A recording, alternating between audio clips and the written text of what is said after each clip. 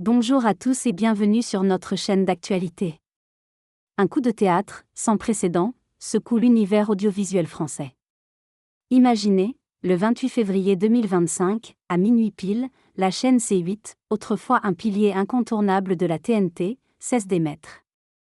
Une décision qui marque la fin une ère où Cyril Hanouna et son émission « Touche pas à mon poste » faisaient la une, pour le meilleur et pour le pire. Restez avec nous, car ce feuilleton promet encore bien des révélations, jusqu'au tout dernier instant. Un passé agité, un présent tourmenté. Pour comprendre l'ampleur de cette fermeture, replongeons dans l'histoire tumultueuse de C8 et de son animateur emblématique. Cyril Hanouna, connu pour ses dérapages et ses polémiques incessantes, avait bâti sa renommée sur un style provocateur. Qui se souvient de cette amende record, de 4 000 €, infligée pour des propos déplacés, ou encore de ces 7,6 millions d'euros d'amende qui ont ponctué l'histoire de la chaîne? C'est ce passé agité qui, aujourd'hui, semble avoir conduit à ce verdict fatal. Les manquements de C8 et la responsabilité d'Hanouna. Mais ce n'est pas tout. Au-delà de ces manquements réitérés, c'est toute une machine médiatique qui s'effondre. Les autorités de l'audiovisuel, l'Arcom, ont jugé que C8 ne parvenait plus à se différencier, dans un marché en pleine mutation. Un ancien cadre de la chaîne confiait d'ailleurs que cette décision était la goutte d'eau qui avait fait déborder le vase.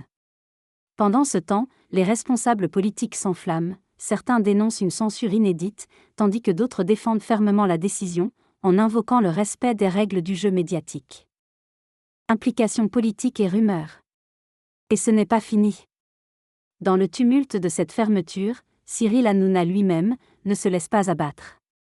Il annonce déjà la poursuite de son aventure sur Internet, avec des projets sur M6, W9 et même Fun Radio. Alors, la fin de C8 n'est-elle qu'un nouveau départ pour l'un des plus grands noms du showbiz français? Vous allez découvrir tous les détails de cette affaire explosive, et ses répercussions sur l'avenir de la télévision en France. Restez avec nous jusqu'à la fin, pour un décryptage exclusif des réactions des salariés, des responsables de l'Arcom, et des témoignages qui font déjà trembler le paysage audiovisuel. Abonnez-vous, likez et activez la cloche de notification, pour ne rien manquer de ce dossier historique, qui pourrait redéfinir l'avenir des médias en France. C'est parti pour le décryptage complet, ici, sur Actu People. Du côté des salariés de C8. Pour les employés de la chaîne, la fermeture de C8 est vécue comme une tragédie professionnelle. Nombreux sont ceux qui se souviennent des jours fastes, où l'ambiance était festive, malgré le chaos provoqué par les émissions de Hanouna. Aujourd'hui, ils se retrouvent face à l'incertitude d'un marché de l'emploi en mutation, entre nostalgie et amertume. Nous avons vécu des moments intenses, mais cette fermeture nous laisse sur le carreau, confie un technicien de la régie. La position de Cyril Hanouna. Hanouna, toujours aussi imperturbable, a annoncé qu'il continuerait son émission sur Internet, pendant quelques mois avant de rejoindre le groupe M6, en septembre pour animer une nouvelle émission sur W9 et Fun Radio. Pour lui, cette fermeture n'est qu'un obstacle temporaire, dans une carrière qu'il estime invincible.